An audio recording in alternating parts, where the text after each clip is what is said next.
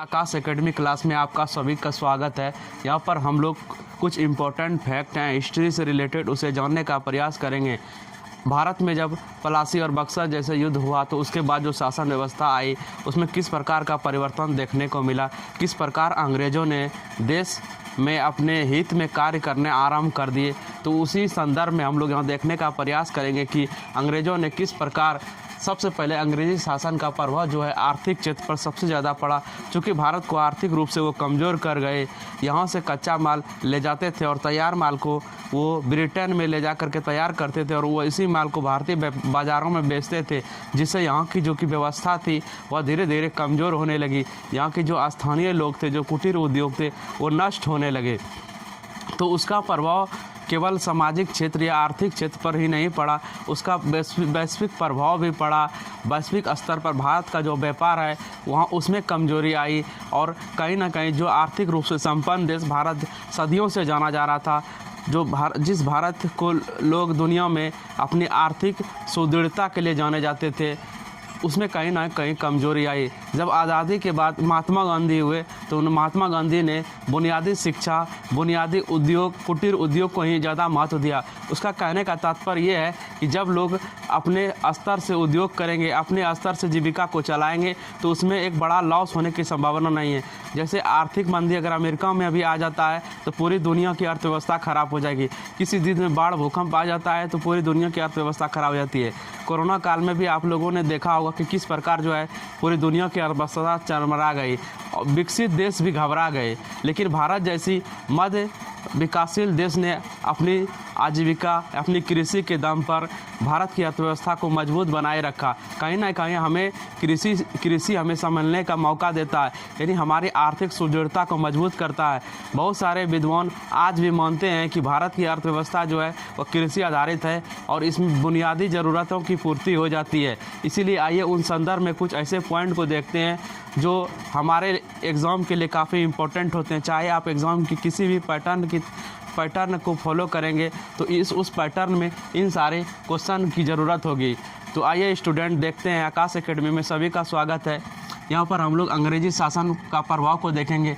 आर्थिक क्षेत्र में हमारा किस प्रकार का प्रभाव हुआ, किस प्रकार अंग्रेज़ों ने अपनी आर्थिक नीति से भारत को कमज़ोर किया। उसके बाद भारत में अंग्रेजी शासन की लूट हुई। वह लूट कब शुरू हुई? वह लूट प्लासी की लड़ाई के बाद शुरू होती है। प्लासी की लड़ाई एक निर्णायक लड़ाई थी जिसमें भारतीय जो राजा थे वो पराजित हो गए और अंग्रेज़ों ने यहीं से लूट खसोट की जो नीति है उन्होंने आरंभ कर दी। तो सबसे पहले उन्होंने भूमि सुधार करने का प्रयास किया, भूमि से टैक्स लेने का प्रयास किया।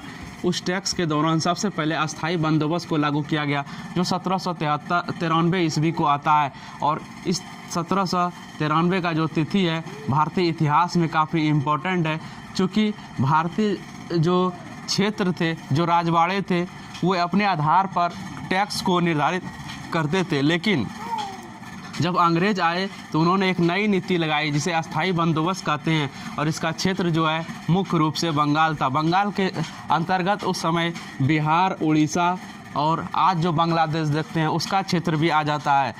तो किस व्यक्ति ने लगाया? तो लॉर्ड कॉर्नवालिस थे। लॉर्ड कॉर्नवालिस ने 1793 में अस्थाई बंदोबस्त लगाया, पूरे बंगाल पर लगाया था। समय क्या था? समय 22 मार्च 1793 ईस्वी को उन्होंने अस्थाई बंदोबस्त लगाया। कंपनी कौन सी कंपनी थी? किस कंपनी के माध्यम से अस्थाई बंदोबस्त को लागू किया गया? तो इसमें जो था इस्तमरारी बंदोबस्त, ईस्ट इंडिया कंपनी के नाम से एक कंपनी जानी जाती थी, जिसका जो है कि जो व्यक्ति थे वो लॉर्ड कॉर्नवालिस थे। और उद्देश्य इसमें क्या था? उत्पादकता एवं कृषि में आय प्रवाह को सुनिश्चित करना, यानी आय की जो है एक राशि को सुनिश्चित किया जाए क्षेत्र वाइज, भूमि के आधार पर। स्टूडेंट ये एग्ज़ाम के लिए काफ़ी इम्पोर्टेंट है और आप जब भी तैयारी करें तो डिटेल एनालिसिस के साथ तैयारी करें। इस तरह आप एक कॉपी में इस तरह इसको बना करके रख लें और यहाँ पर लिख दे उसमें अस्थाई बंदोबस्त से रिलेटेड क्वेश्चन, कुछ इंपॉर्टेंट फैक्ट यहाँ पर छोड़ भी दे जो कहीं पर अगर आप तैयारी के दौरान आपको मिलता है तो उसे यहाँ नोट करेंगे।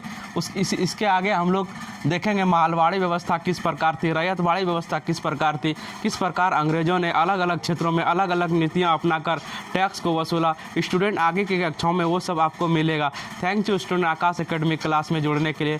चैनल को लाइक सब्सक्राइब करें और दूसरों तक शेयर करें ताकि जो है इसका लाभ सभी को मिल सके। Thank you student, all the best, thank you.